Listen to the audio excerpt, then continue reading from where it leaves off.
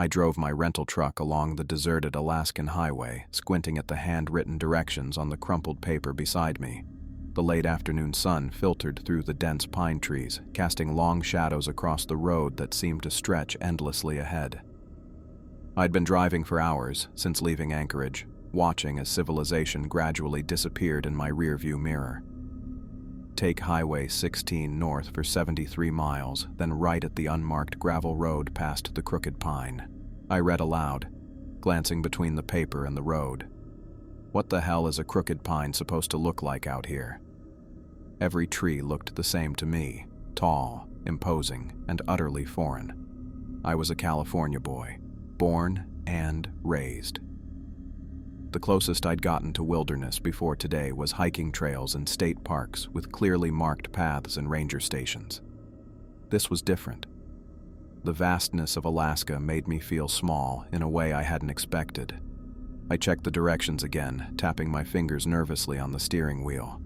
Aunt Molly's handwriting was neat but cramped, filling every available space on the paper.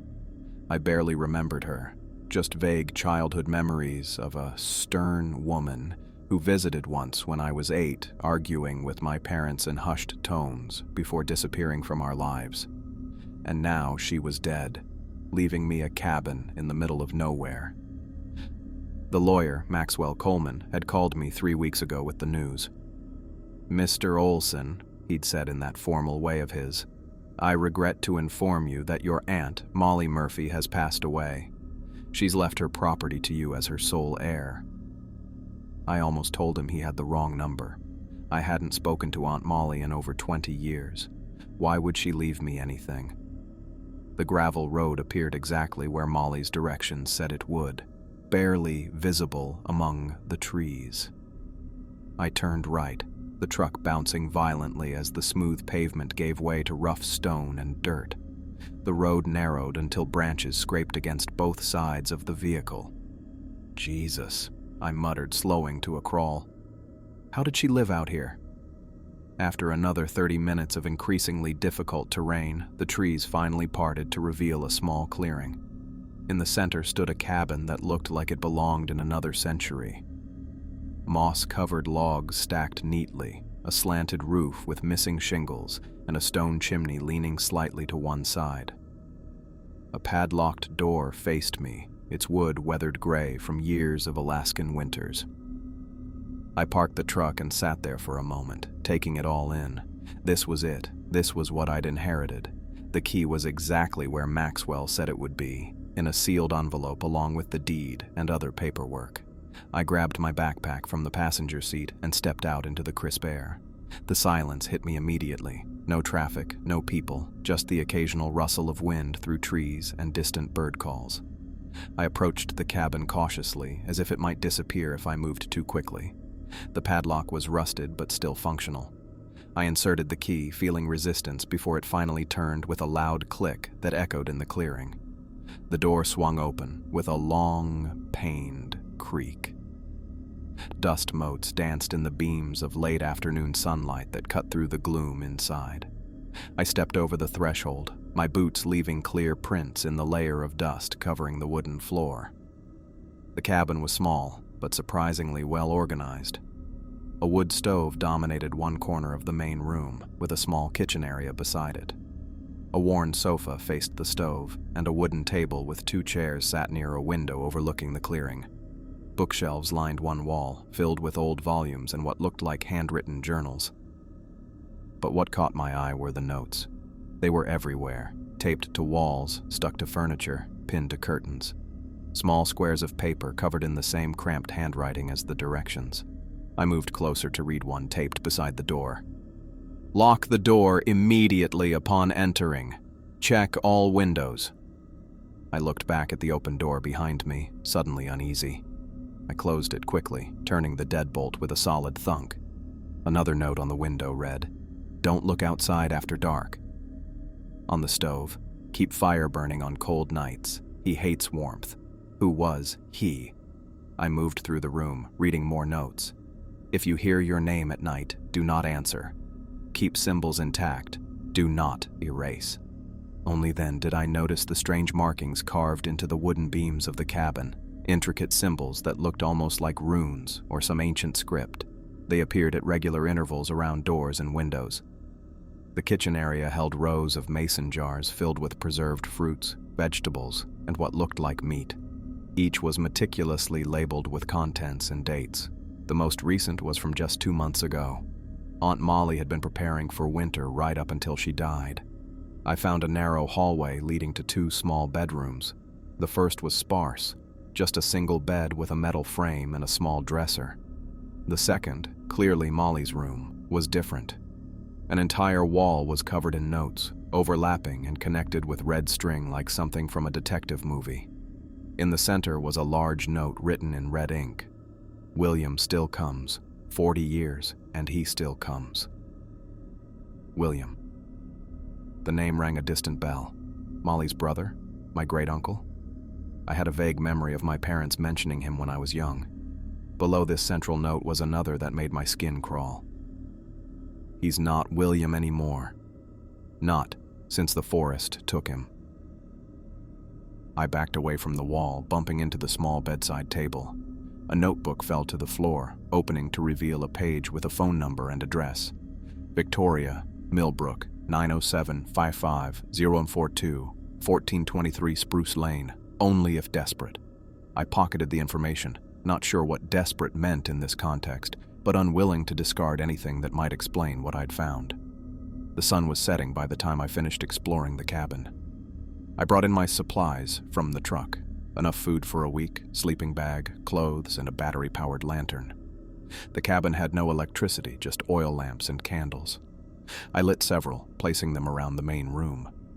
As darkness fell completely, the forest outside seemed to press closer to the cabin. The windows became black mirrors reflecting the lamplight inside. I found myself avoiding looking directly at them, Molly's warning echoing in my mind. I heated a can of soup on the wood stove and ate it at the table, trying to make sense of everything. Was Aunt Molly mentally ill? The notes certainly suggested paranoia, but the cabin was well maintained, the preserves organized. Nothing else indicated an unstable mind. By midnight, I had set up my sleeping bag on the sofa and was reading through one of Molly's journals when I heard it. My name, spoken softly from somewhere outside. Melvin. I froze, the journal slipping from my fingers. Melvin, honey, are you in there? It was my mother's voice. Exactly her voice, with that slight southern lilt she never lost despite decades in California. But my mother was in San Diego. She didn't even know I was here. Melvin, your father's hurt. We need help. My father's voice joined hers. Son, please. I fell. I think my leg's broken. I stood up, moving toward the window before catching myself. Don't look outside after dark. Don't answer if you hear your name. Melvin, please. It's so cold out here. I backed away from the window, heart pounding. It couldn't be them. It was impossible. Yet those voices, they were perfect. Every inflection, every subtle characteristic unique to my parents' voices was there. We saw the light, Melvin. We know you're in there. Why won't you help us? I covered my ears with my hands, but the voices seemed to penetrate through my fingers. Son, please. We're freezing. Just open the door. I sat on the floor, back against the sofa, hands pressed hard against my ears. The voices continued, growing more desperate, more pleading. Sometimes they sounded like they were right outside the window, other times like they were at the door, fingers tapping lightly against the wood. Hours passed. I stayed there, curled up, refusing to look or answer. The voices tried different approaches. Concern, anger, bargaining. Always with that perfect mimicry of my parents. We drove all this way to surprise you, my mother's voice said tearfully. And now your father is hurt, and you won't even look at us. I raised you better than this, my father's voice growled. Open this goddamn door, Melvin. Tears streamed down my face as I pressed my hands harder against my ears. I knew somehow that if I answered or looked outside, something terrible would happen. Aunt Molly's warnings weren't the ravings of a paranoid mind. They were survival instructions. Eventually, the eastern sky began to lighten. The voices grew fainter, then stopped altogether as dawn broke. I uncovered my ears, listening to the blessed silence broken only by birds beginning their morning songs. I uncurled from my position on the floor, every muscle stiff and aching. Moving to the window, I finally looked outside. The clearing was empty. No footprints disturbed the dew-covered grass. No sign that anyone had been there at all. But I knew what I'd heard. And I knew I would hear it again when darkness returned. I drove to Millbrook the next morning to find Victoria. The small town was only 20 miles from the cabin, but the drive felt longer as I replayed the events of the night before in my mind. Those voices, my parents calling for help when they were thousands of miles away in California, had shaken me more than I wanted to admit. The address from Molly's notes led me to a modest blue house on the outskirts of town. It looked well-maintained, but unremarkable, with faded curtains drawn across the windows and a small garden that had seen better days. I parked my rental truck along the curb, double-checked the address, and walked up to the front door. I knocked twice and waited, shifting my weight from one foot to the other. The door opened after a minute, revealing a woman who looked to be in her mid-30s. She had shoulder-length brown hair pulled back in a messy ponytail and tired hazel eyes with dark circles beneath them. She wore a plain gray sweater and jeans, and her expression was guarded. "Can I help you?" she asked, her voice cautious. "Are you Victoria?" I asked. "Victoria Murphy." Her posture stiffened. "Who's asking?" "My name is Melvin Olson. I'm Molly Murphy's nephew. I inherited her cabin and..." The color drained from her face. She gripped the doorframe as if to steady herself, her knuckles turning white. "Melvin," she whispered, like my name was something dangerous. "You know who I am?" I asked, surprised. Victoria glanced past me, scanning the street before focusing back on my face. "You'd better come inside," she said, stepping back to let me in. The interior of her house was sparsely furnished but clean. A few landscape paintings hung on the walls, but there were no personal photos that I could see. Victoria led me to a small kitchen and gestured toward a wooden table with 2 chairs. "Sit," she said. "Would you like some tea?" I nodded, more to fill the awkward silence than from any desire for tea. Victoria filled a kettle and placed it on the stove, her movements precise but tense. She kept her back to me as she gathered mugs and tea bags. "How did you find me?" she finally asked. "I found your address in Molly's notes at the cabin," I explained. "There was a lot of strange stuff there. Warnings about not looking outside after dark, symbols carved into the walls, and last night..." I trailed off, not sure how to describe what I'd heard without sounding crazy. Victoria turned to face me. "Last night, what?" "I heard voices outside the cabin. They sounded like my parents, but they couldn't have been." The kettle whistled, and Victoria flinched at the sound. She poured hot water into the mugs and brought them to the table, sitting across from me. "Molly never told me she had a nephew who would inherit the cabin," Victoria said, wrapping her hands around her mug. "She should have warned you, prepared you somehow." "Warned me about what, exactly?" I asked. "And how do you know Molly? The lawyer didn't mention any relatives besides me." Victoria took a deep breath. "Molly was my mother," she said, "which makes us cousins." I stared at her, trying to process this information. "That's impossible. Molly never had children. My mom would have mentioned a cousin." "Molly kept me a secret from the family," Victoria explained. "She had to. It was safer that way." "Safer? What are you talking about?" Victoria's eyes met mine. "How much do you know about Molly's brother, your great-uncle William?" I shook my head. "Almost nothing. I think my mom mentioned him once or twice when I was a kid. He was a park ranger or something, right? Victoria nodded. William was Molly's twin brother. He worked as a ranger in Denali National Park. In the winter of '78, there was a massive blizzard. William went missing during a routine patrol. Search parties looked for weeks but found nothing. Everyone assumed he'd died in the storm. She paused to take a sip of her tea. Her hands trembled slightly. "But he didn't die, did he?" I prompted. "No," Victoria said quietly. "He came back, but he wasn't the same. His skin was gray like he'd been underwater for days. He moved wrong, jerky, and too fast at the same time. And his eyes." She shuddered. People who looked into his eyes disappeared, just vanished, never seen again. I felt a chill run through me. "You're saying my great-uncle is some kind of, what, monster?" "I'm saying whatever came back from that blizzard wasn't William anymore," Victoria said. "Not really. Molly was the first to realize something was wrong. She was always close to her twin. When he showed up at her door that night, she knew immediately that something had happened to him. Something terrible."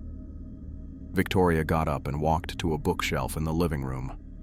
She returned with a worn leather journal and placed it on the table between us.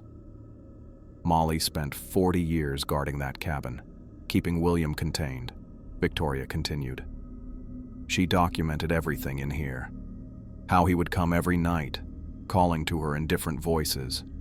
How he could only enter if invited or if someone looked at him directly.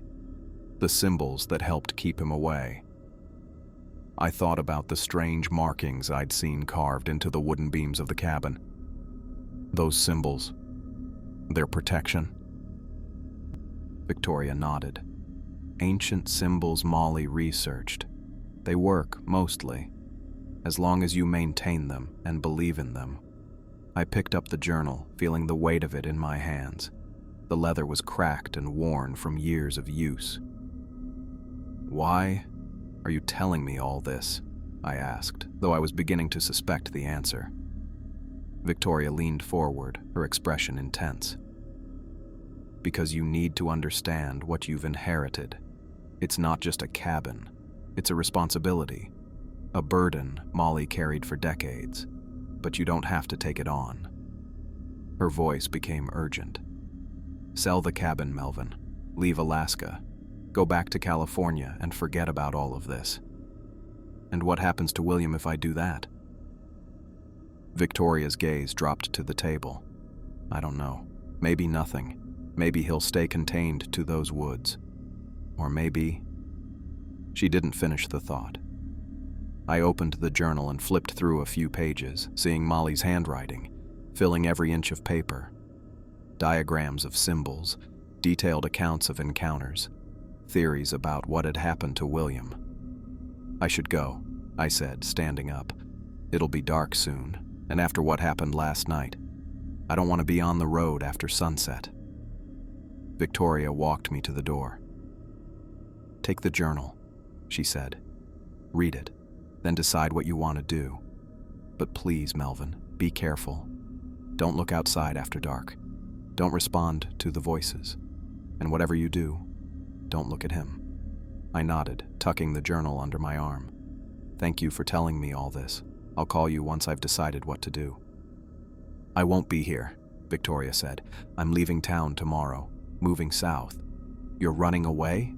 I couldn't keep the judgment from my voice. Victoria's expression hardened. "I've done my part. I helped Molly for years.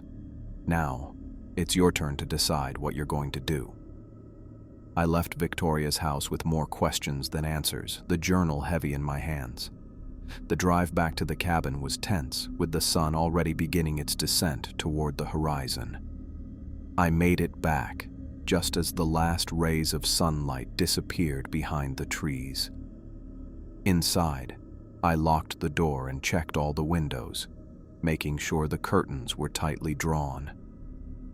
I lit several oil lamps and candles, creating pools of warm light throughout the main room. Then I sat at the wooden table and opened Molly's journal. I read for hours by candlelight, absorbing Molly's detailed accounts of her decades-long vigil. The journal began with William's disappearance and strange return, but quickly moved into more disturbing territory. Molly had researched extensively, consulting with anthropologists, folklorists, and even a few people she described as sensitives who could feel supernatural presences. Her theories evolved over time, but one conclusion remained consistent throughout. William had encountered something ancient in the wilderness during that blizzard. Something that had been waiting, perhaps for centuries, for a suitable host. Now it wore William's body like an ill-fitting suit, using his memories and connections to lure new victims. The most chilling entries detailed how the entity would use the voices of people Molly knew, friends, family members, even strangers who had visited the cabin, to try to trick her into looking outside or inviting it in, just like what had happened to me last night. As I read deeper into the journal, I began to notice connections between the symbols Molly had drawn and the markings I'd seen around the cabin. They weren't random carvings of a paranoid mind, as I'd initially thought. They were deliberate, protective measures placed throughout the cabin to create a barrier against William's influence. I closed the journal around midnight, my eyes tired from straining in the dim light. Outside, the wind had picked up, whistling through the trees surrounding the cabin. I listened carefully, but there were no voices calling my name. Not yet. I ran my fingers over one of the symbols carved into the kitchen table, a complex pattern of interlocking lines that Molly's journal identified as particularly effective against malevolent entities. I'd dismissed these markings when I first arrived, but now I understood their purpose. They weren't signs of madness. They were weapons in an invisible war that had been raging for decades. A war that, whether I wanted it or not, I was now a part of. I woke at 2 a.m. to knocking at my door. The sound was gentle at first, almost polite. 3 soft raps that might have been a branch against the wood if not for their deliberate rhythm. "Melvin?" a man's voice called from outside. "It's William. Your great-uncle William." I sat up on the couch where I'd been sleeping, heart hammering in my chest. The voice was deep and weathered, with a slight Alaskan accent. It sounded exactly how I'd imagine a park ranger of 40 years might sound. Reasonable, authoritative, trustworthy. But I knew better. I'd read Molly's journal. William Murphy had disappeared in a blizzard decades ago. Whatever came back wasn't him anymore. I remained perfectly still, not making a sound. The cabin felt smaller in the darkness, the walls pressing in around me. The only light came from the dying embers in the wood stove, casting a faint orange glow across the floor. "Melvin, I know you're in there." The voice continued, softer now. "Your aunt never told you about me, did she? I've been away a long time. Please, I just want to talk." I didn't answer. My eyes darted to the symbols carved into the wooden beams above the door. According to Molly's journal, they were meant to keep him out, but only if I didn't invite him in. The voice outside changed. The transformation wasn't gradual. It switched instantly from William's weathered tone to my father's familiar cadence. "Son. Melvin, it's Dad. Please open up. Your mother's hurt. We had an accident on the road coming to see you." My breath caught. It sounded exactly like my father. The slight nasality, the way he always said my name with the emphasis on the first syllable. "Mel, she's bleeding. We need to use your phone. Our car went off the road about a mile back." I bit down hard on my lip. My parents were in California. They didn't even know I was in Alaska, and the cabin had no phone. Something the thing outside would know if it were really my father. I heard footsteps then, heavy boots crunching in the snow as they moved away from the door and began circling the cabin. I pulled my knees to my chest, trying to make myself smaller. The footsteps stopped outside the window nearest to me. I couldn't help glancing toward it. Through a small gap in the curtains, I caught a glimpse of something tall moving outside. Its movements were jerky, like stop-motion animation, natural positions with the frames between missing. The figure stood at least 6 feet tall, its proportions wrong somehow. Too thin, with arms that hung too low. Tap, tap. Tap. Fingers against the glass. I squeezed my eyes shut immediately, remembering Molly's warning. Don't look at him directly. Don't make eye contact. Melvin, honey, it's Mom. Please let me in. I'm so cold out here. My mother's voice now, perfect in every detail, down to the slight catch she gets when she's worried. I pressed my hands over my ears, but it didn't help. Her voice came through clearly, as if she were speaking directly into my mind. Baby, please. I don't understand why you're doing this. We came all this way to see you. The tapping moved to another window. I kept my eyes firmly closed as I heard the footsteps circling again. Each time they stopped, the tapping would begin, and a new voice would call to me. My college roommate, Mel. Man, what the hell? I drove up from Anchorage to surprise you. Come on, it's freezing out here. My ex-girlfriend. Melvin, it's Jess. I know we ended badly, but I needed to see you. Please, just open the door so we can talk. My childhood best friend. Dude, it's Tommy. Remember me? Open up. Each voice was flawless, people I hadn't spoken to in years, recreated with perfect fidelity. But there was always something slightly wrong in what they said. Knowledge they shouldn't have or wouldn't use. Tommy would never call me dude. Jess wouldn't have tracked me to Alaska. The voices continued changing, cycling through people from my life, all begging me to come outside, to open the door, to just look at them. Some I recognized immediately, others took me moments to place, distant relatives, teachers from elementary school, neighbors from my childhood home. How did it know all these voices? How could it possibly know about Mrs. Winters, who taught me piano when I was 8, or Uncle Pete, who I'd only met twice at family reunions?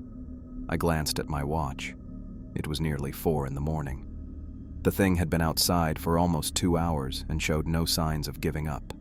Then I heard something that made my blood run cold, the distinct sound of the front door's lock clicking open. I stared in horror as the deadbolt turned on its own, metal scraping against metal. The padlock I'd secured earlier fell to the floor with a heavy thud. The door swung inward slowly, letting in a blast of frigid air. I squeezed my eyes shut tight, pressing myself against the back of the couch. Heavy footsteps entered the cabin, unhurried and deliberate. The floorboards creaked under the weight. The door closed with a soft click. The footsteps moved closer. I could feel a presence standing beside me now, looming over where I sat frozen on the couch. The air temperature around me plummeted. I could see my breath forming clouds even through my nearly closed eyelids. Melvin, whispered a voice that was no longer trying to sound human. It was hollow and wet, like someone speaking through a mouthful of water. Look at me. I felt cold breath on my face, smelling of stagnant pond water and rotting vegetation. Long fingers touched my face, feeling like waterlogged leather, soft and bloated and wrong. They tried to pry my eyelids open. I grabbed the fingers instinctively, my eyes still squeezed shut. They felt unnaturally soft, giving way under my grip like wet paper. I pushed them away with all my strength and heard a sound like tearing fabric. I scrambled backward, eyes still firmly closed until my back hit the wall. My hands groped blindly for something, anything, I could use as a weapon. A low hiss filled the room, followed by scratching sounds, nails or claws dragging across the wooden floor. The footsteps retreated slowly toward the door. I heard it open and close again. I remained pressed against the wall, eyes closed, listening intently. The cabin was silent now except for my own ragged breathing. I waited a full hour, checking my watch periodically through barely opened eyes before I dared to look around. The cabin was empty. The door was closed and locked again, as if it had never been opened. But on the table, where there had been nothing before, lay a piece of paper. Written in what looked like mud or some dark fluid were 3 simple words. See you soon. I packed my belongings into a duffel bag, throwing in clothes and supplies with quick, jerky movements. My hands shook as I stuffed my sleeping bag into its compression sack. The cabin felt like it was closing in on me, and all I wanted was to get as far away as possible. I needed to leave before nightfall, before whatever was out there came back. As I yanked the sleeping bag from the couch, something fluttered to the floor. A folded piece of paper, yellowed with age. I froze, staring at it. The handwriting on the outside was unmistakable. The same looping script that covered the walls, the same hand that had written all those warnings. Molly's handwriting. I picked up the note with trembling fingers, unfolding it carefully. The paper was brittle, like it had been written years ago and hidden away. To whoever finds this, the symbols work if you believe. William cannot enter if truly forbidden. Faith makes the barrier. Doubt creates cracks. My breath caught as I read the next lines. I've stood guard for 40 years. The price is isolation, but the alternative is unthinkable. He cannot be allowed to spread beyond these woods. Someone must always watch. Someone must always remember. I sank onto the couch, the note clutched in my hand. 40 years. Molly had spent 4 decades in this cabin, alone, except for nightly visits from something that wasn't human anymore. Something that wore her brother's face and used his voice, but wasn't him. I thought about Victoria, about our conversation in her kitchen, the way she'd reacted when I mentioned my name, how she'd known exactly what I was talking about when I described the voices. She'd claimed to be Molly's daughter, but something about that had never felt right. Victoria wasn't Molly's daughter. She was another guardian. The realization hit me like a physical blow. Victoria had been testing me, seeing if I would run or if I would stay, seeing if I was strong enough to take Molly's place now that she was gone. I looked around the cabin, at the symbols carved into every beam, at the warnings scrawled on every available surface. This wasn't just a paranoid old woman's delusion. This was a prison designed to keep something contained. And now that prison was my responsibility. I carefully folded the note and put it in my pocket. Then I unpacked my bag. I was staying. Over the next few days, I threw myself into learning everything I could about the cabin and its defenses. I traced over the fading symbols with a knife, deepening the grooves until they stood out sharp and clear against the wood. I memorized the warnings Molly had left, committing them to memory until they became a mantra I could recite without thinking. Never look outside after dark. Never answer when he calls your name. Never invite him in. Never make eye contact. I reinforced the locks on the doors and windows, adding extra bolts where I could. I stocked up on supplies, making lists of what I'd need to survive the winter. I read through Molly's journals again and again, looking for any information I might have missed. And each night, William came back. He used new voices each time. My college professor, asking if I needed help with an assignment. My first boss, wondering why I hadn't shown up for work. The barista from my favorite coffee shop back home, telling me she'd always had a crush on me. But I started to notice things, subtle wrongness in each mimicry. A slight delay before responding to something I said, like he was thinking about how the real person would answer. Knowledge of things they couldn't possibly know, or gaps in what they should know. And underneath every voice, no matter how perfect the imitation, was a coldness that made my skin crawl. One night, about a week after I'd decided to stay, I was sitting at the kitchen table reading one of Molly's journals when the knocking came. 3 soft raps, just like before. "Melvin?" The voice was mine. Not similar. Identical. "Can you hear me?" I said nothing, keeping my eyes fixed on the journal in front of me. "It's strange, isn't it?" My voice continued from outside. "Hearing yourself like this. I wonder if this is how you sound to others." I turned a page, trying to focus on Molly's handwriting instead of the perfect imitation of my own voice. "You know what's going to happen, don't you?" My voice was calm, conversational. "You'll get older. Your hair will gray. Your joints will ache. Your eyes will fail. And one night, you'll be too slow, or too tired, or too weak to resist looking. I gripped the edges of the journal, my knuckles turning white. Or maybe you'll just die here, alone, like Molly did. Found weeks later when the smell got bad enough for someone to check. Is that what you want? To waste your life in this cabin, fighting a battle you can't win? The voice paused, and I heard footsteps circling around to the window. I kept my eyes down. You could leave now, go back to your life, find someone else to take over. That's what Molly did, isn't it? Found Victoria to test you, to see if you were suitable. You could do the same. And there it was, the truth I'd been avoiding. I would need to find someone to take my place eventually, someone to continue after I was gone.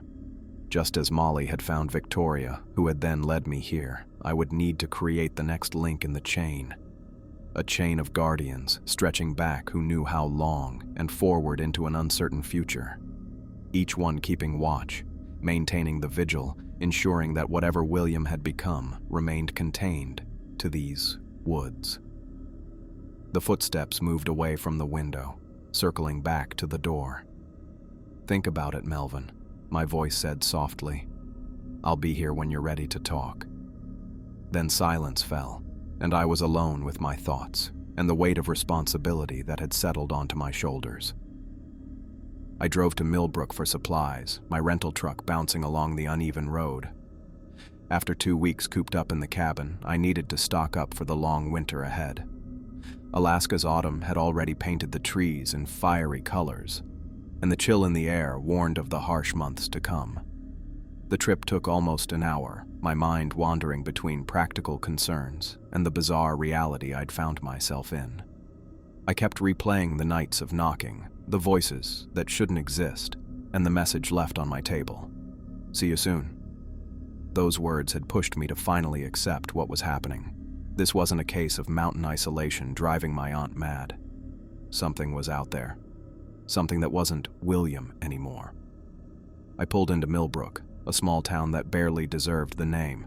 A gas station, general store, post office, and a handful of houses made up most of it. I parked in front of the blue house where I'd met Victoria just 2 weeks ago, wanting to ask her more questions now that I understood the gravity of my situation. But something was wrong. The house looked different. Where there had been curtains in the windows, there was nothing. No porch plants. No welcome mat.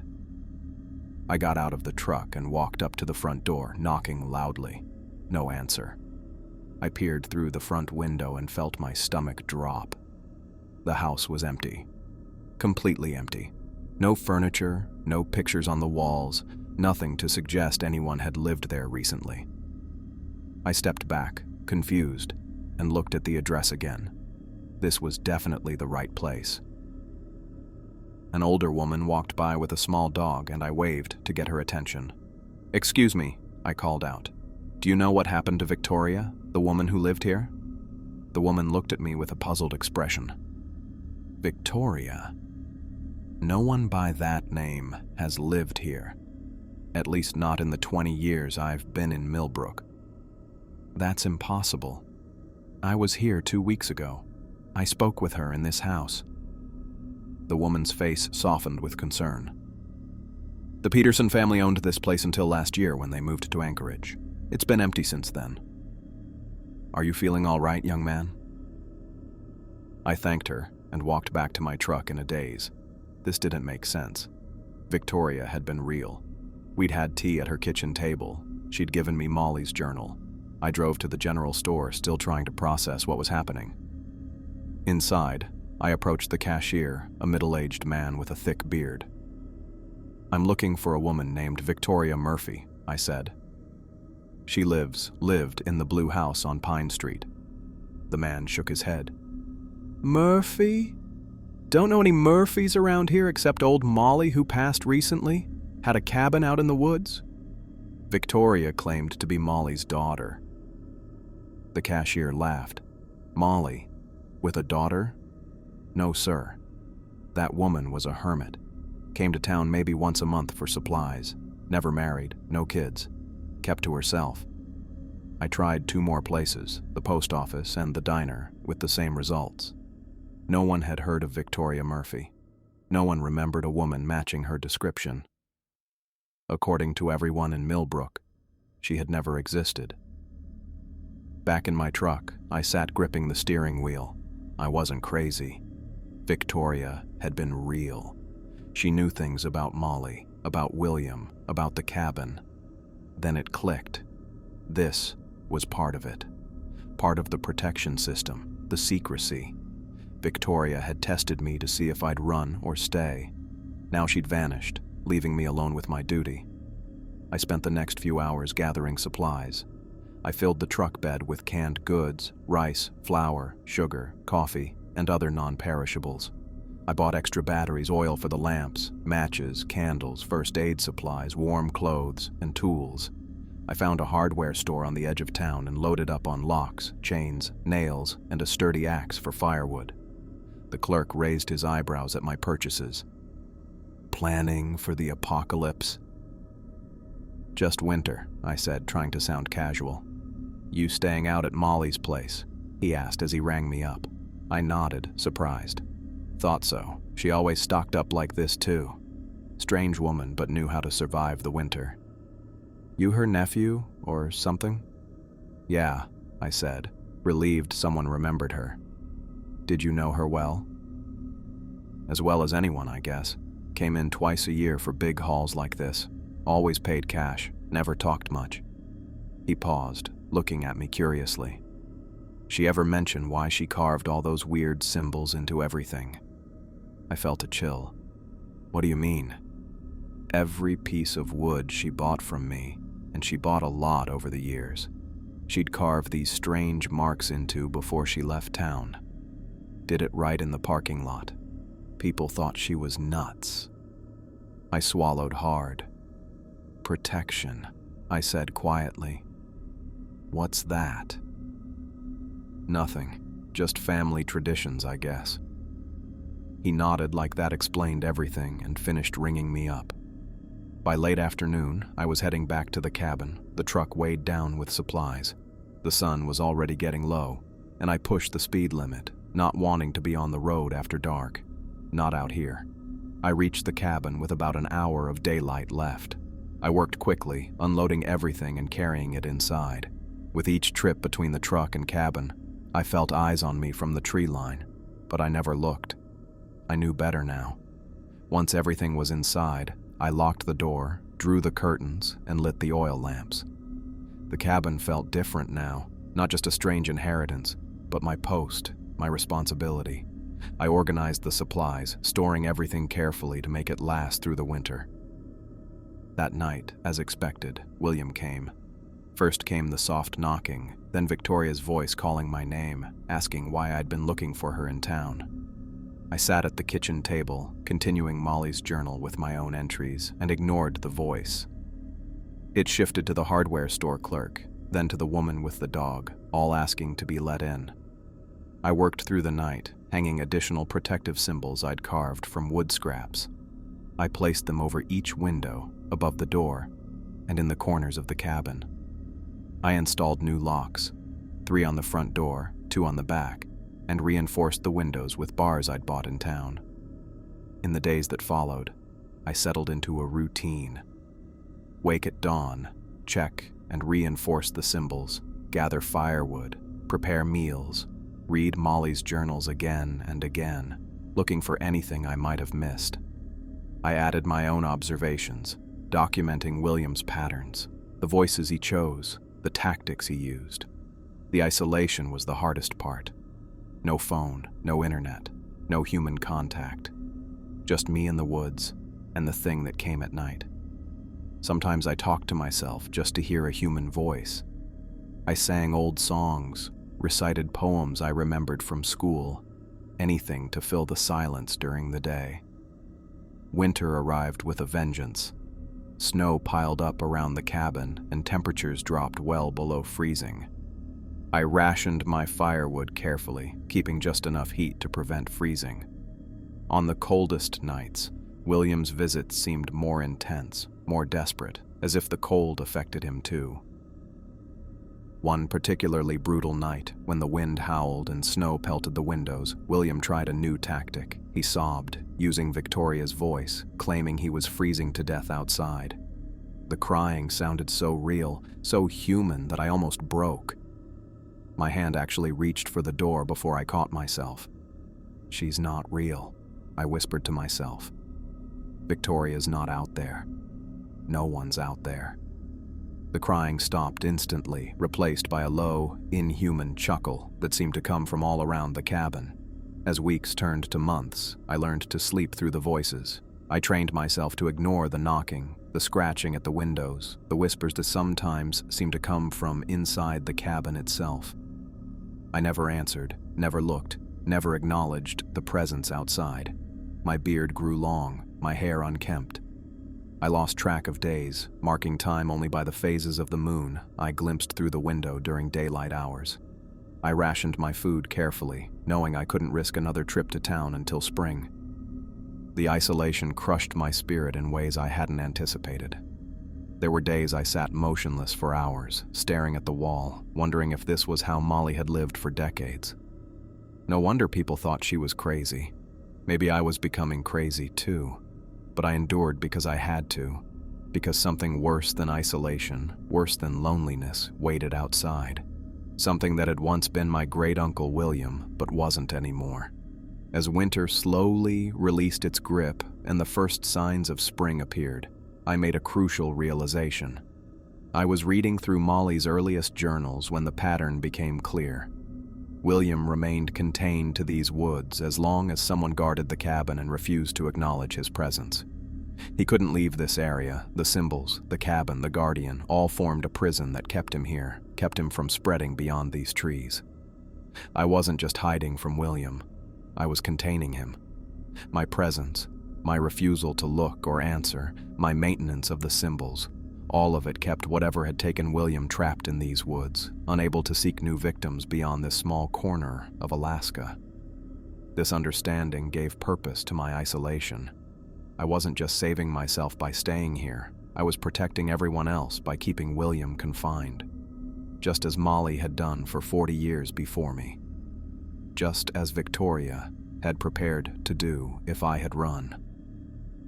I looked around the cabin, at the symbols carved into every surface, at the journals filled with decades of observations, at the locks and bars I'd added to make this place a fortress. This wasn't just a cabin anymore. It was a prison cell for something that should not exist, and I was its reluctant jailer. I survived my first winter at the cabin, then endured a second, and somewhere along the way I transformed into what Molly had been, a sentinel against something that shouldn't exist. The change happened so gradually I barely noticed it happening. My daily routines became rituals. The symbols I carved weren't just marks in wood anymore, but extensions of my will. I stopped thinking about my old life in California, about the job I'd quit, or the apartment I'd given up. This cabin in the Alaskan wilderness had become my entire world, and keeping William contained had become my purpose. My appearance changed too. My hair grew long and unkempt, my beard thick and wild. The mirror showed a gaunt face, with eyes that had seen too much. Sometimes I caught myself talking to Molly as if she were still here, asking her questions about William that her journals couldn't answer. "How did you do this for 40 years?" I whispered one night, tracing my fingers over her handwriting. The cabin creaked in response, the wind howling outside as if carrying her answer away before I could hear it. The blizzard hit in late January of my second winter. I'd grown accustomed to William's nightly visits, the knocking, the voices, the attempts to trick me into looking or opening the door. But that night was different. I sat at the kitchen table, a cup of coffee warming my hands, when I heard it, scratching at the window behind me. Nothing unusual there. William often tried that approach, but then came another scratch from the window to my left, and another from the bedroom, and another from the front door, all at once. I froze, cup halfway to my lips. This wasn't possible. In all my time here, in all of Molly's journals, William had always been a single entity, moving around the cabin, trying different entry points one at a time. "What are you?" I whispered. The scratching intensified, coming from every window, every door, the very walls themselves. It sounded like dozens of hands, clawing to get in. I set my cup down with shaking hands and moved to the center of the main room, turning slowly, trying to watch every direction at once. The wind picked up outside, howling through the trees. Snow pelted the windows like tiny bullets. But beneath it all, I could still hear that scratching, too rhythmic, too deliberate to be branches or debris. I checked the protective symbols carved into the wooden beams, making sure none had been damaged. They remained intact, deep grooves that I maintained religiously. As long as they held, William couldn't enter unless invited. I repeated this fact to myself like a mantra. The scratching stopped abruptly. The silence that followed was almost worse. I held my breath, ears straining for any sound. The impact came without warning, something massive slamming against the north wall of the cabin. The entire structure shook. Books fell from shelves. My coffee cup toppled, dark liquid spreading across the wooden floor. Another impact hit the east wall, then the west, then the south. The cabin trembled under each blow. Whatever was out there was circling, testing the strength of my sanctuary. "You can't come in," I said, my voice steadier than I felt. "You're not welcome here." The response was another blow, harder than before. A hairline crack appeared in one of the ceiling beams. I watched it with growing horror. If the cabin's structure failed, the symbols might lose their power. I spent the night huddled in the center of the main room, back against the wood stove for warmth, listening as the thing outside tried to break in. Sometimes it would pause for hours, letting me think it had given up, only to resume, with renewed fury, just as my eyes began to drift closed. By morning, the blizzard had passed, and with it, William's assault on the cabin. Sunlight streamed through the windows, deceptively peaceful. I waited until midday before venturing outside to assess the damage. The snow around the cabin was pristine, undisturbed by footprints or signs of the previous night's attack. I might have convinced myself I'd imagined it all if not for what I saw when I looked up. Claw marks scored the wooden exterior of the cabin, deep gouges in the logs that couldn't have been made by any natural animal. Some were at eye level, others stretched 20 feet up the walls, far higher than any human could reach. I touched one of the marks, feeling the splintered wood beneath my fingertips. Whatever had made these wasn't just William anymore. It was something else. Something worse. That day, I began writing warnings. Simple notes on waterproof paper, sealed in plastic bags, attached to trees around the property. Danger. Do not approach cabin after dark. Turn back now. Not safe after sunset. I placed them at regular intervals along the trails leading to the cabin, hoping they would be enough to keep people away. The last thing I needed was for some innocent hiker to become William's next victim. Weeks passed. Spring arrived, melting the snow and bringing with it longer days. I continued my routines, maintaining the symbols, reinforcing the cabin's defenses, writing in my own journal what I learned about William. I added notes about the night of the blizzard, drawing diagrams of the claw marks and their positions on the cabin walls. I was chopping firewood one afternoon when I saw her, a woman in hiking gear making her way up the trail toward the cabin. She hadn't seen me yet.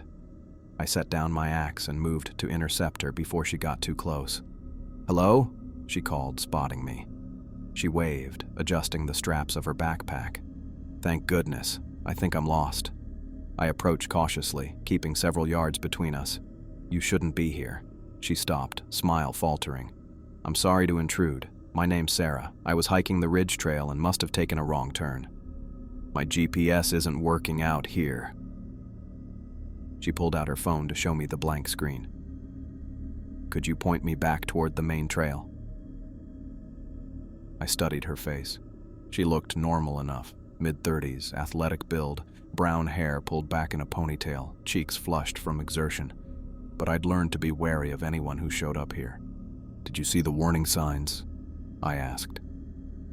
She frowned. "Signs? No, I didn't see any signs." That troubled me. I'd placed dozens of them, Either she was lying or someone had removed them. "You need to leave," I said, glancing at the sky. The sun was still high, but it would set in a few hours. "It's not safe here after dark." "What do you mean?" she asked, taking a step closer. I immediately stepped back, maintaining the distance between us. She noticed, raising her hands slightly. "Sorry, I don't mean to crowd you. I'm just trying to understand." I debated how much to tell her.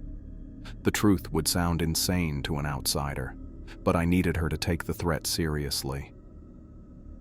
"There's something in these woods," I said finally. "Something dangerous.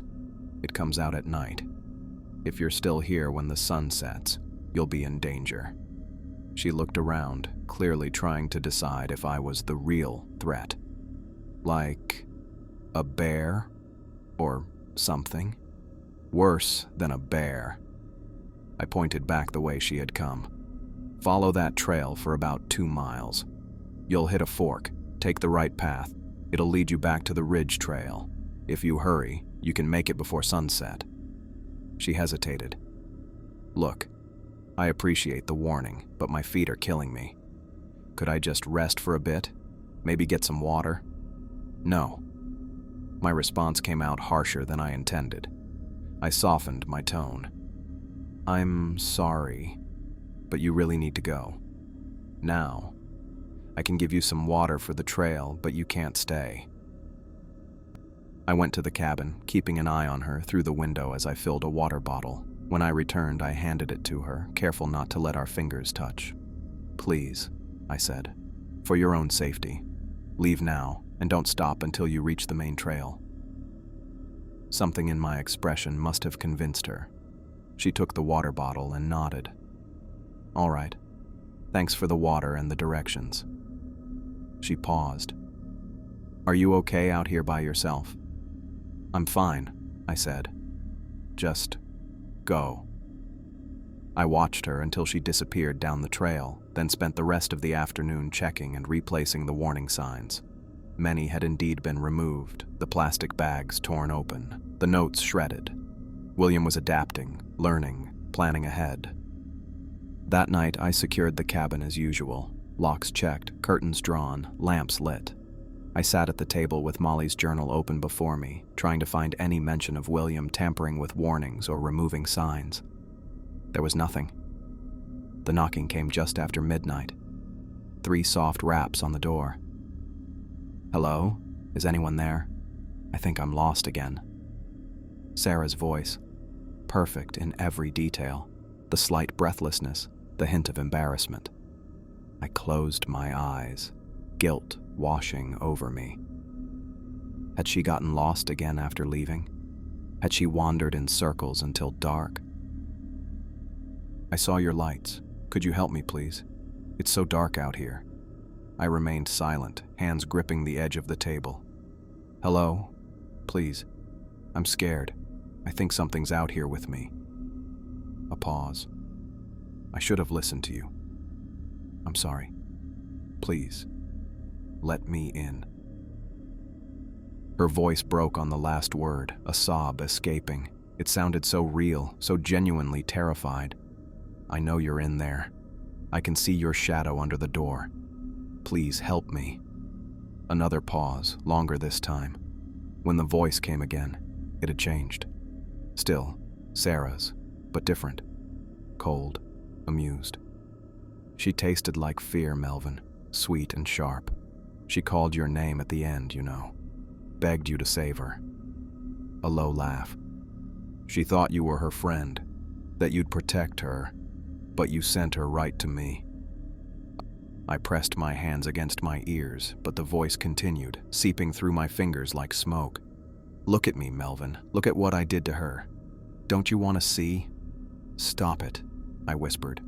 "Just one peek. Through the window. I've propped her up so you can see her face. What's left of it?" I squeezed my eyes shut tighter, though they were already closed.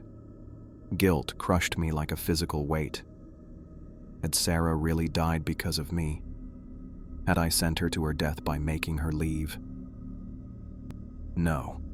This was William's game. He'd always used guilt, fear, and doubt to try to make me look, to make me open the door. I couldn't trust anything he said. But what if it was true? What if Sarah really had gotten lost again? Really had been caught by William? The thought made me sick.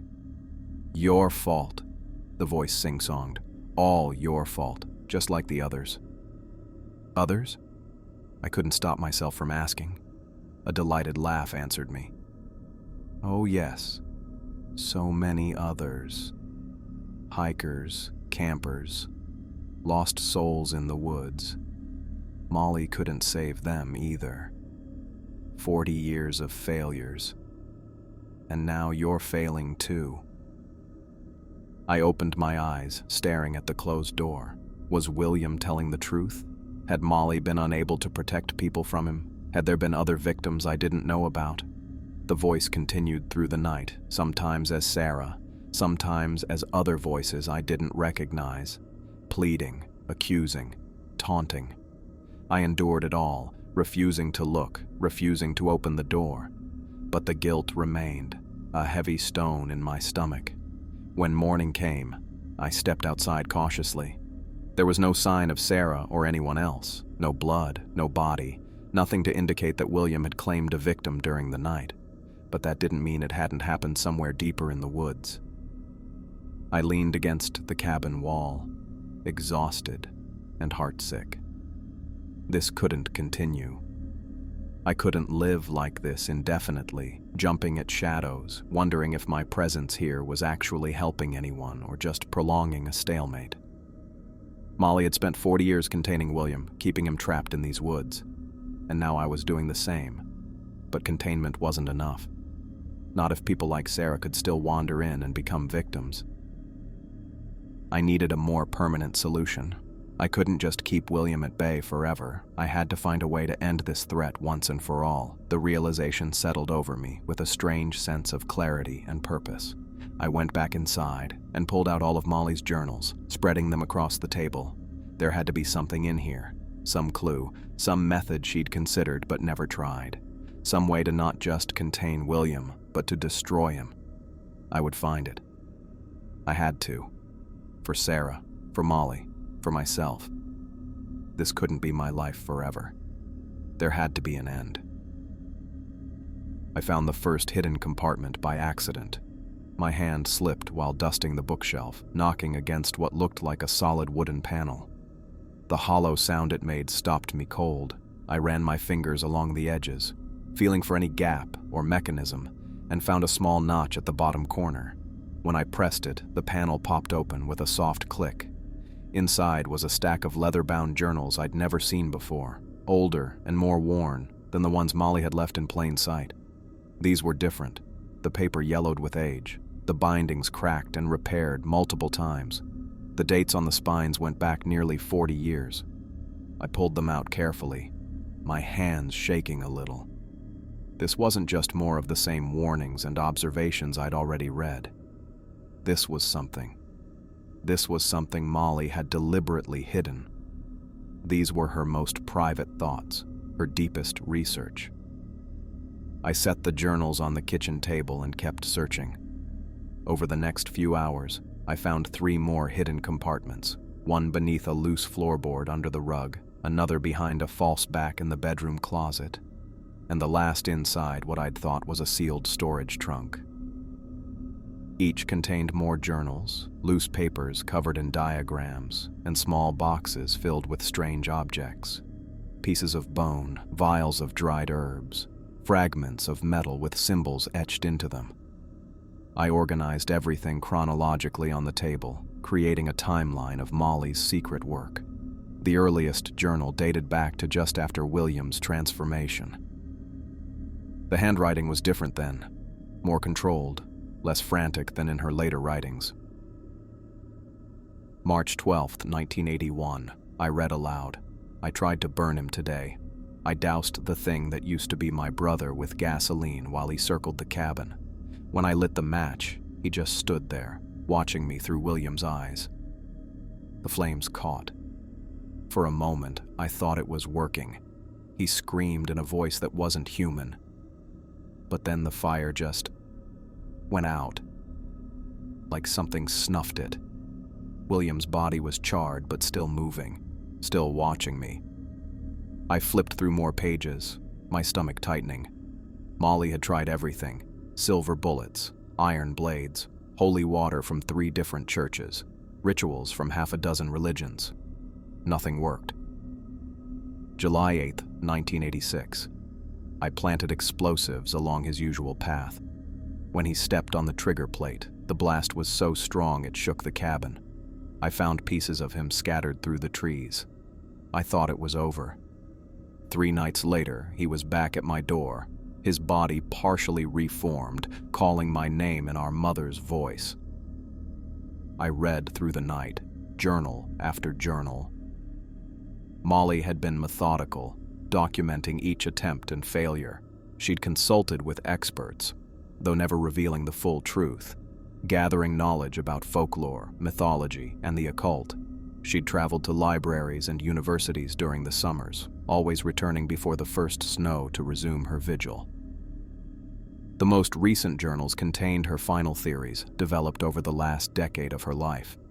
These were different, less about destruction and more about understanding. "The entity isn't William," she wrote. "It never was. It's something ancient that found him in that blizzard, something that needed a host to interact with our world. I believe William's body is deteriorating. The entity can maintain it, but not forever. That's why it's so desperate to make eye contact. It needs a new host. It can only transfer through direct eye contact with a willing victim. That's why it tries to trick us into looking, into inviting it in." I sat back, letting this sink in. This wasn't just about keeping William out. It was about preventing the entity from finding a new host, from finding me. I studied Molly's diagrams of the protective symbols more carefully now. They weren't just random patterns. They were a language, a system designed not to destroy the entity but to contain it. Molly had mapped how certain combinations worked better than others, how some repelled, while others trapped. Over the next few weeks, I developed a plan. Not to destroy William. Molly had proven that was likely impossible, but to contain him more permanently. The cabin itself was a temporary barrier, requiring constant vigilance. I needed something more secure, something that could hold William even if I wasn't actively maintaining the symbols. I sketched designs for an underground chamber, a cell specifically built to contain the entity. It would need to be reinforced with concrete and steel, lined with the most powerful symbols from Molly's research, and accessible only through a heavy trapdoor that could be secured from above. When I had the design finalized, I began making trips to town for supplies. I was careful, buying materials from different stores over several months so no one would question why I needed so much concrete, rebar, and lumber. I purchased specialized tools, UV lights. Molly's notes suggested the entity was weakened by certain light frequencies, and mirrors, which seemed to confuse it, making it see reflections of its host rather than potential new victims.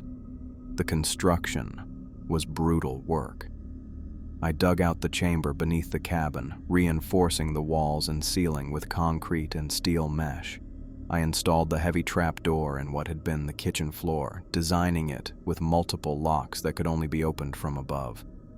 Following Molly's most effective designs, I carved protective symbols into every surface: walls, floor, ceiling, working in layers so they overlapped and reinforced each other. By the time fall came again, my hands were calloused and scarred from months of labor. My body ached constantly, but the chamber was complete. I stood in the middle of it, looking at my work. The symbols covered every inch of the concrete, forming an unbroken barrier.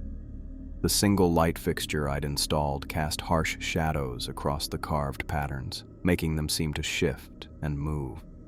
I climbed out and secured the trapdoor, testing the locks. They held firm. This wasn't just a barrier like the cabin walls. This was a prison designed specifically for the entity that had taken William.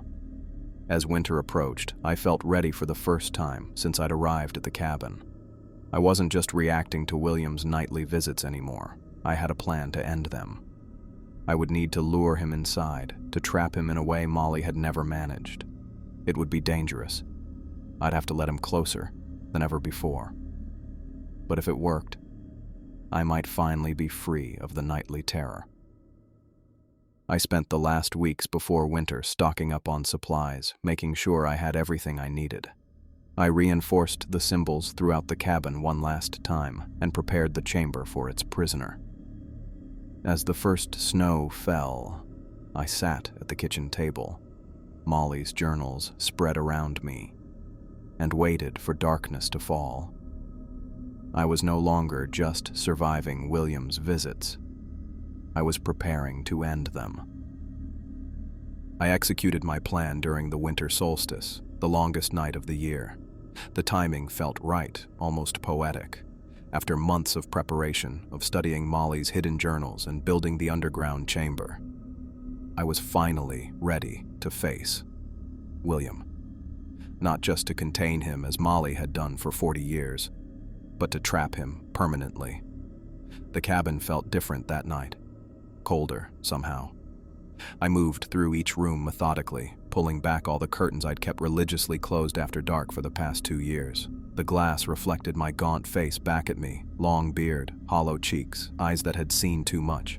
I barely recognized myself anymore. I placed mirrors on every windowsill, angling them to face outward into the darkness. According to Molly's notes, mirrors confused the entity, disrupted whatever allowed it to mimic voices and appearances.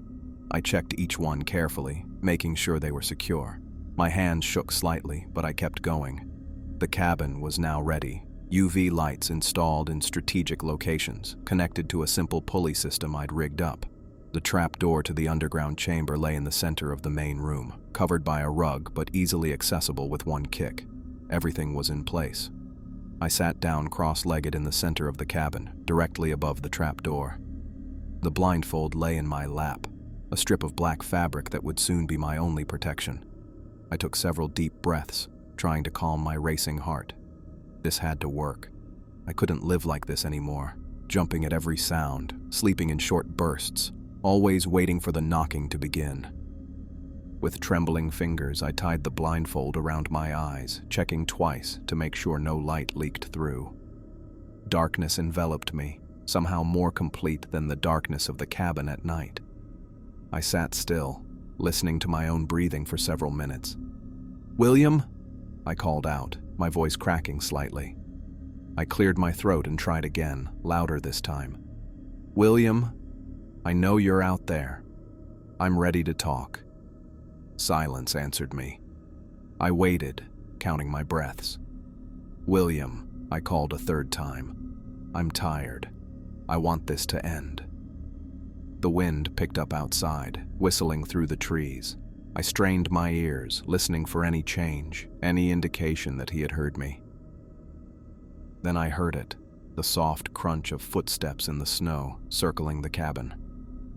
They moved faster than usual, with a purpose and excitement I'd never heard before. The footsteps paused at each window, lingering as if peering inside.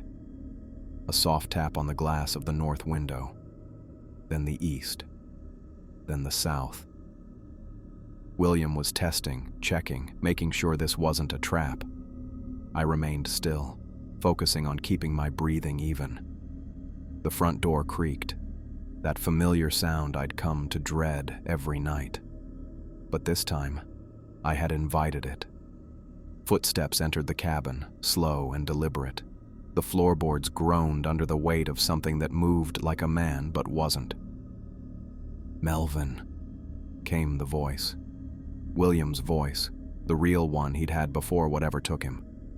Not the mimicry of my friends or family, but the actual voice of my great-uncle. "You called for me." I nodded, not trusting myself to speak. The footsteps came closer, circling me where I sat. I could feel the cold radiating from William's form, like standing next to an open freezer. The smell hit me next, something damp and rotting, like waterlogged wood pulled from a lake. "You've been so stubborn," William said, his voice almost gentle. "Just like Molly. But everyone breaks eventually." I swallowed hard.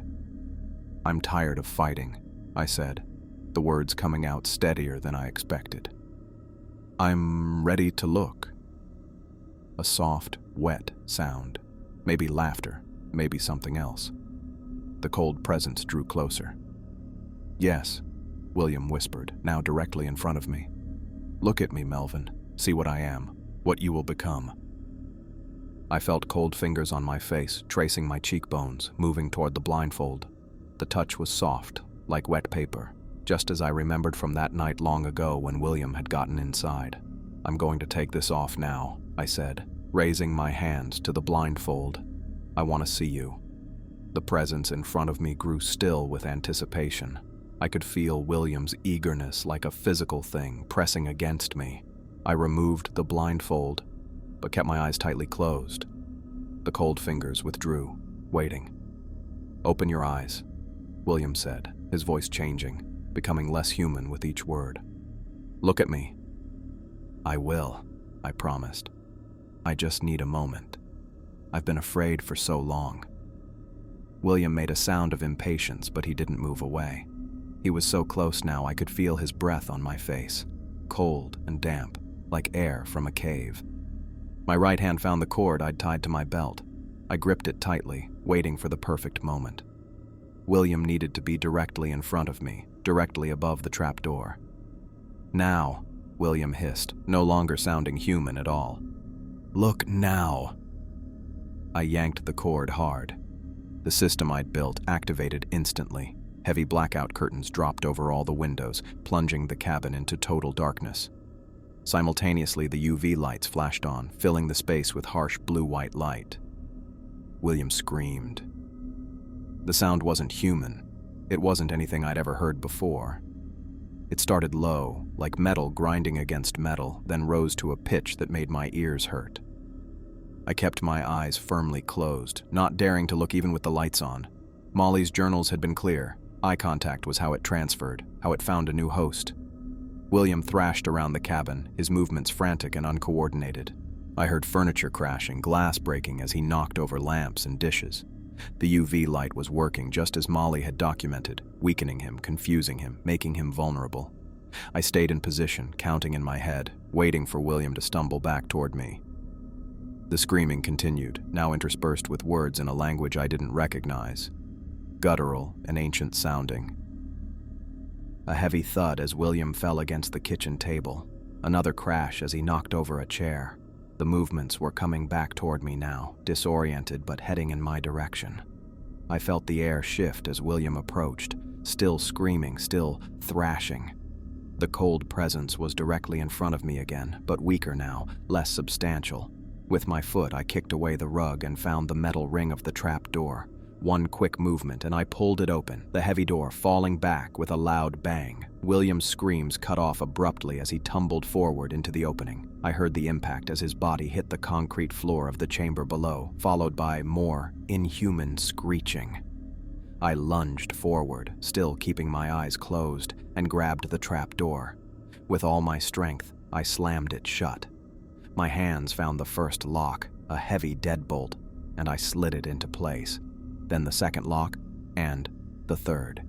Each one designed according to Molly's specifications, reinforced with the symbols she had discovered, meant to keep things in, not out. The screaming continued from below, muffled now by the thick trap door and concrete walls of the chamber. I crawled away from the door, back pressed against the far wall, finally daring to open my eyes. The cabin was a mess. Furniture overturned, mirrors shattered, curtains torn. But the trap door remained closed, the locks holding firm. The UV light still blazed, casting harsh shadows across the room. Below me, William continued to scream and pound against the trap door, the impacts making the floor vibrate slightly. But the chamber was solid, concrete reinforced with steel, every surface covered with protective symbols. He couldn't get out. Not now, not ever. I sat there for hours, listening as William's rage continued unabated. The screams changed, cycling through different voices, my parents, friends, Victoria, even my own voice, before settling into something entirely inhuman. The pounding against the trapdoor grew weaker as the night wore on. When dawn finally broke, filtering through the torn curtains, I was still sitting with my back against the wall, staring at the locked trapdoor. The screaming had stopped, replaced by a low, continuous moaning that seemed to come from everywhere and nowhere at once. I had done it. William was trapped. Not just contained like Molly had managed for 40 years, but imprisoned in a chamber he could never escape. I should have felt triumphant, relieved, even happy. Instead, I felt hollow, exhausted beyond words. I crawled to the trapdoor and pressed my ear against it. The moaning continued, punctuated occasionally by scratching sounds, like nails against concrete. William was still there, still active, but contained. "It's over," I whispered, more to myself than to him. "It's finally over." But even as I said the words, I knew it wasn't true.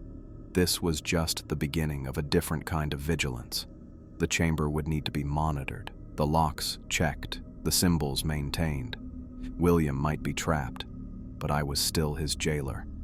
I pulled myself to my feet and began cleaning up the cabin, righting overturned furniture and sweeping up broken glass. The work was mechanical, giving my hands something to do while my mind processed what had happened. As I worked, the moaning from below continued, a constant reminder of what lay beneath my feet. I had won this battle, but the war would continue. For how long I couldn't say. Maybe forever. I listened to William's inhuman howls from the chamber below for 3 days. The sounds weren't human anymore, not even close. They started as screams that might have been mistaken for a man in agony, but as hours stretched into days, they changed. The howls became deeper, more guttural, with impossible harmonics that made the floorboards vibrate beneath my feet. Sometimes they rose to such a high pitch that my ears rang long after they stopped. I barely slept during those 3 days. I sat with my back against the wall farthest from the trapdoor, a shotgun across my lap, though I knew it would do little good if William somehow escaped. I ate cold food straight from cans, never taking my eyes off the heavy iron locks I'd installed on the trapdoor. On the morning of the 4th day, I woke with a start, realizing I'd fallen asleep sometime before dawn. The cabin was utterly silent. No howls, no moans, nothing. The silence was almost worse than the howling. I sat perfectly still, straining my ears for any sound from below. Minutes passed, then an hour. The silence continued, heavy and waiting. By midday, I couldn't stand it anymore. I had to know what was happening down there. I crawled across the floor on my hands and knees, approaching the trapdoor cautiously. I'd built a small viewing port into the door, a narrow slit covered with reinforced glass and multiple protective symbols etched around it. I'd designed it specifically so I could check on William without risking eye contact. My hand shook as I slid back the metal cover over the viewing port. I pressed my face close to the glass, but kept my gaze fixed on the floor of the chamber below. The underground room was exactly as I'd built it. Concrete walls covered in overlapping protective symbols. The floor a massive circular design that Molly's journals claimed would weaken entities like William. In the center of that circle lay William's form, completely motionless. He looked like a man who had drowned weeks ago and then been left in the sun. Skin gray and bloated in some places, shrunken in others. His ranger uniform was tattered and stained with substances I didn't want to identify. His limbs were splayed at unnatural angles, as if the bones inside no longer connected properly. I watched for any movement, any sign of breathing or twitching. There was nothing, but I wasn't fooled. "I know you're waiting," I whispered to the viewing port. "You're waiting for me to look at your face, to make eye contact." I thought I saw a finger twitch, but I couldn't be sure. I wasn't going to take any chances. I slid the metal cover back over the viewing port, then went to my toolbox. I returned with a tube of industrial epoxy and a small blowtorch. Working carefully, I sealed the viewing port permanently, heating the epoxy until it hardened into an impenetrable barrier. "That's it," I said to the floor. "No more looking. Not ever again." The winter continued, harsh and unforgiving. I maintained my routines. checking the protective symbols throughout the cabin, reinforcing the locks on the trapdoor, reading through Molly's journals for anything I might have missed. But the howling never resumed. The chamber below remained silent. When spring finally arrived, melting the snow from the cabin roof and bringing the first green shoots through the soil around the property, I realized something had changed. I had slept through the night. Not just once, but for several nights in a row. No nightmares, no jerking awake at strange sounds. Just deep, uninterrupted sleep for the first time since I'd come to Alaska. I stood on the porch one morning, coffee mug in hand, watching the sunrise. Birds were returning to the trees, filling the air with their calls. I took a deep breath, feeling something close to peace. But I knew better than to let my guard down completely. William was contained, not destroyed. My work wasn't over. It had just changed. I spent the next weeks organizing everything I'd learned. I gathered all of Molly's journals, my own notes, and the various diagrams and symbols I'd studied. I began compiling them into what I hoped would be a comprehensive guide for whoever came after me, because someone would have to come after me. This wasn't a responsibility that ended with my death. It would need to be passed on. I worked at the kitchen table, writing for hours each day, creating detailed explanations of each symbol, each ritual, each precaution. I described William's behavior patterns, his methods of manipulation, the voices he used. I documented the construction of the underground chamber, including materials used and the specific arrangement of protective symbols. One morning in late spring, as I was chopping firewood outside the cabin, I noticed something that made me freeze mid-swing. Fresh footprints in the soft earth of the path leading to the cabin. Human footprints, smaller than my own. I set down the axe and moved quickly to the cabin, retrieving my shotgun from beside the door. I checked that it was loaded, then moved back outside, scanning the tree line. "Hello?" I called, keeping my voice steady. "I know you're out there." For a long moment, there was no response. Then I heard soft footsteps approaching from around the side of the cabin. I raised the shotgun, not aiming directly but ready to swing it up if needed. A young woman stepped into view. She looked to be in her mid-20s with dark hair pulled back in a practical ponytail. She wore hiking boots, jeans, and a flannel shirt under a light jacket. She stopped when she saw the shotgun, raising her hands slightly. "You must be Melvin," she said.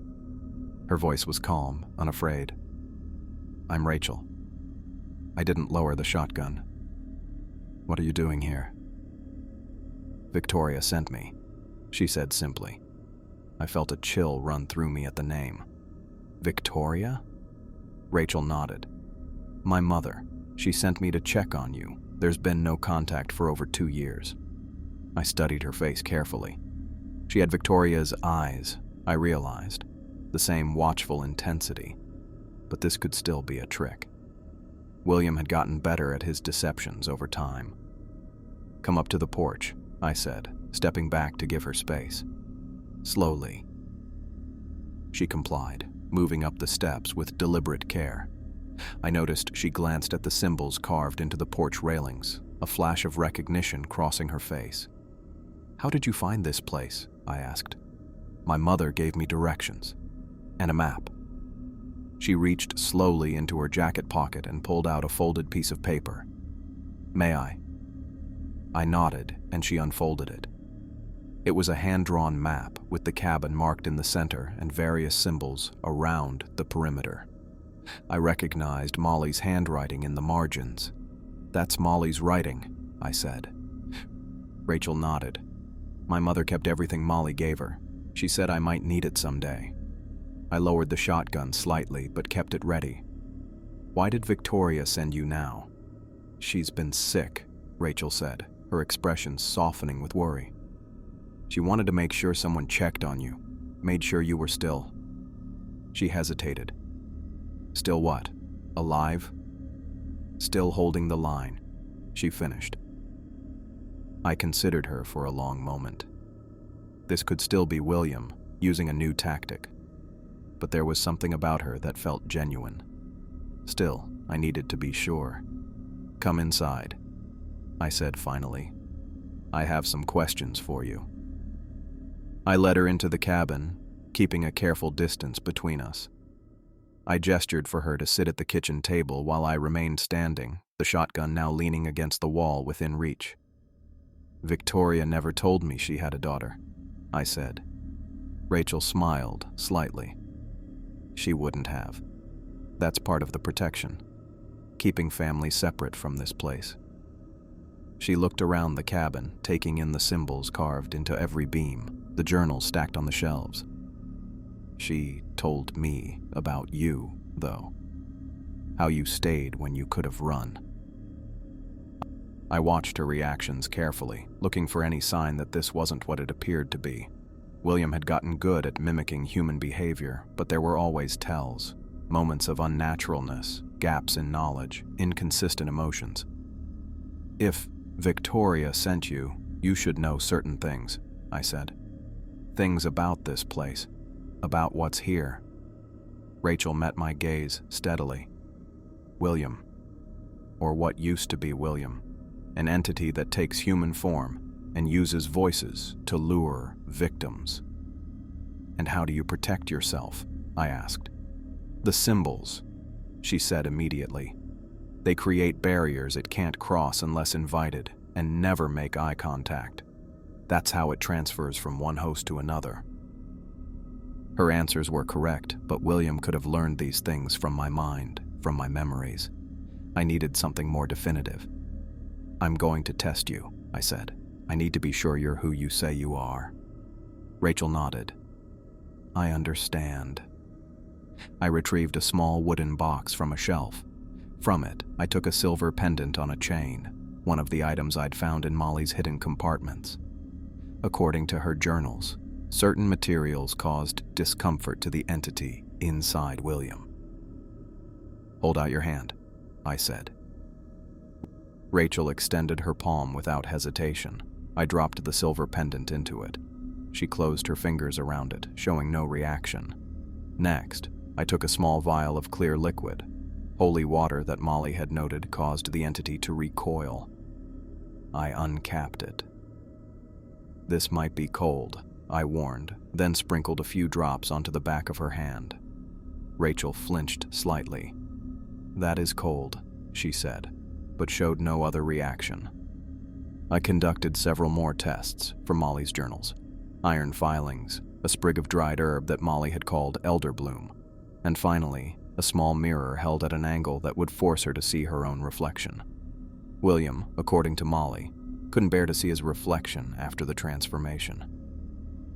Rachel passed every test without a single suspicious reaction. Finally, I sat down across from her at the table. "I believe you," I said, feeling the tension drain from my shoulders. "I'm sorry for the precautions." "Don't be," she said. "My mother would have been disappointed if you hadn't tested me." She glanced toward the center of the room, where the rug covered the trap door. "Is he down there?"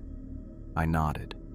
"Trapped in a chamber I built, surrounded by symbols on all sides. He's been silent for months now, but still there," she said. It wasn't a question. "Yes, still there." I studied her face. "Did Victoria send you just to check on me or for something more?" Rachel met my gaze directly. "She sent me to learn. She said you might need help eventually, that this isn't a burden anyone should carry alone." In that moment, looking at her steady eyes and calm demeanor, I realized what was happening. Victoria had known all along that containing William wasn't a temporary solution. It was a generational responsibility passed from guardian to guardian. Molly had found Victoria, Victoria had found me, and now, "You're here to be my successor," I said quietly. Rachel nodded. "If you'll teach me. My mother said it has to be a choice. You have to want to pass on what you know." I looked around the cabin that had been my prison and my purpose for years. I thought of the silent chamber below our feet, of the entity waiting there with inhuman patience. I thought of growing old here alone, with no one to take my place when I was gone. Yes, I said finally. "I'll teach you everything I know." Rachel smiled, a genuine expression that reached her eyes. In that smile, I saw something I hadn't felt in a long time. Hope. "When do we start?" she asked. I pushed the stack of journals I'd been organizing toward her. "We already have." I dedicated 5 years to training Rachel as the next guardian. Those years passed in a blur of routine and purpose as I taught her everything I knew about the symbols, warnings, and the underground chamber beneath the cabin. The seasons changed outside our wooden walls, but our work remained constant. "The overlapping circles need to touch at exactly these points," I explained one afternoon, watching as Rachel carefully carved the pattern into a wooden panel. Her hands had grown steady over the years, no longer shaking when she heard the occasional sounds from below. "Like this?" she asked, holding up the finished piece. I nodded, feeling a mix of pride and relief. "Perfect. That one goes above the east window." We worked methodically, reinforcing every protective measure throughout the property. Rachel proved to be a quick study, her memory for the symbols and their meanings sometimes surpassing my own. She approached her training with a seriousness that reminded me of Molly's journals, the same careful attention to detail, the same unwavering commitment. During those years, I noticed something that troubled me deeply. While the chamber remained sealed, with William trapped inside, the surrounding forest had changed. At first, the changes were subtle. Fewer birds in the morning, less rustling in the underbrush at dusk. But as time passed, the silence grew more profound. "Listen," I said to Rachel one morning as we stood on the porch. "What do you hear?" She tilted her head, concentrating. "Nothing." "Exactly. No birds, no squirrels, nothing." The forest had become disturbingly silent. Birds no longer sang their dawn chorus, and animals seemed to avoid the area entirely. The woods that had once been filled with life now stood like a museum diorama, still and lifeless despite the green of the leaves and the sway of the branches. "It's him, isn't it?" Rachel asked, her voice barely above a whisper. I nodded. "William's influence is transforming the land itself." We doubled our efforts after that realization, adding new symbols to the trees at the property line, burying protective tokens at regular intervals around the perimeter. But the silence only deepened, spreading outward like ripples in a pond. One morning, I woke before dawn, my body stiff from sleeping in the chair I'd positioned near the trap door. Something felt wrong. The air in the cabin seemed heavier, charged with an energy I couldn't name but instantly recognized as dangerous. I lit the oil lamp on the table and froze. There, carved into the wooden wall beside me, were symbols I'd never seen before. Jagged, asymmetrical patterns that seemed to writhe in the lamplight. They hadn't been there when I'd fallen asleep. "Rachel," I called, my voice tight. "Wake up." She emerged from the bedroom, rubbing sleep from her eyes. When she saw the wall, she stopped short. "I didn't do that," she said. "I know." I ran my fingers over the markings. They'd been carved from the inside. Our inside. "Get the journals." We searched through every page of Molly's writings, looking for any mention of these strange symbols, but found nothing. They were foreign to both her knowledge and mine. As we sat at the kitchen table, poring over the journals for the second time, I heard it, a faint sound coming from beneath the floorboards. Not the usual moans or scratches we'd grown accustomed to, but whispers. Strange, rhythmic whispers, in a language I didn't recognize. Rachel heard it too. Her eyes widened as she looked at the trapdoor. "That's not English," she whispered, "or any language I've ever heard." The whispers continued, rising and falling like waves, sometimes growing louder before fading again. The sound seemed to seep through the floorboards, filling the cabin with its alien cadence. "He's never done this before," I said, pressing my palm against the floor. The wood felt cold beneath my hand, colder than it should have been. The whispers continued for hours, sometimes pausing only to resume with renewed intensity. By midday, more symbols had appeared, on the ceiling beams, around the windows, even on the inside of cabinet doors. "We need to understand what they mean," Rachel said, carefully copying the symbols into her notebook. I shook my head. "No, we don't need to understand them. We need to stop them." That night, as the whispers grew to a constant drone, I came to a realization that chilled me more than William's physical presence ever had. We had contained his body, locked it away in the underground chamber with all of Molly's protective measures reinforced by our own. But something else, some part of him, or perhaps something that had always been separate from his physical form, was finding alternative ways to reach out. "The chamber is still sealed," Rachel said, checking the locks for the third time that day. "He can't get out." "Not physically," I agreed, "but whatever's in there with him, whatever took over William in the first place, it's not just physical."